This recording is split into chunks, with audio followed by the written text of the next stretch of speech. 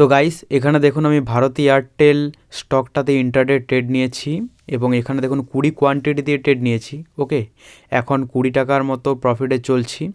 দেখা যাক, এখানে আমি এসএল লাগিয়ে দিয়েছি। এখানে আপনারা দেখতে পাচ্ছেন যে সেল স্টপ লিমিট আমার লাগানো আছে নিচে। মার্কেট যদি আমার এন্ট্রি প্রাইস থেকে নিচে চলে আসে তাহলে কিন্তু আমার এসএল হিট হয়ে যাবে, ঠিক আছে। এবং টার্গেট মোটামুটি 1:2 1:3 মতো আছে। দেখা যাক কি হয়। এখানে জাস্ট ওয়েট করি গাইস। তো এখানে যা দেখা যাচ্ছে তাতে মোমেন্টামের পসিবিলিটি রয়েছে। এখানে একটা আমি প্রেডিকশন করেছি যে মার্কেট একটা আপসাইডে দিতে পারে। তো দেখা যাক এখানে কি হয়, কারণ এসএল তো লাগানো আছে।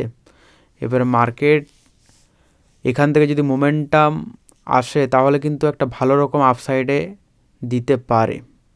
তো এখানে দেখুন যে 9 EMA-কে ব্রেক করার চেষ্টা করছে। 9 EMA-কে যদি ব্রেক করে তাহলে প্রিভিয়াস যে রেসিস্ট্যান্স আছে অত দূর পর্যন্ত কিন্তু ইজিলি চলে যেতে পারে একটা ক্যান্ডেলই, কারণ অলরেডি এখানে এসএল হিট করেছে এবং ভালোই ট্র্যাপ হয়েছে। তো সেক্ষেত্রে একটা পসিবিলিটি রয়েছে একটা আপসাইডে মোমেন্টাম দেওয়ার জন্য। এখন 20 টাকার মতোই প্রফিটে চলছি।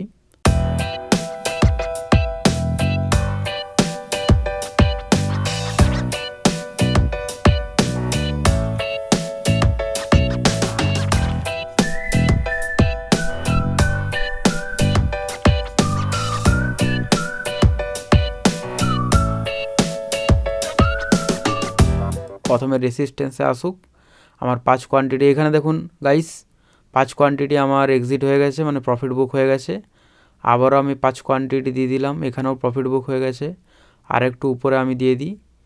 এখানে ধাপে ধাপে যত উপরে উঠবে আমি কিন্তু 5 কোয়ান্টিটি করে প্রফিট বুক করতে থাকবো। টোটাল 4 বার করতে পারবো।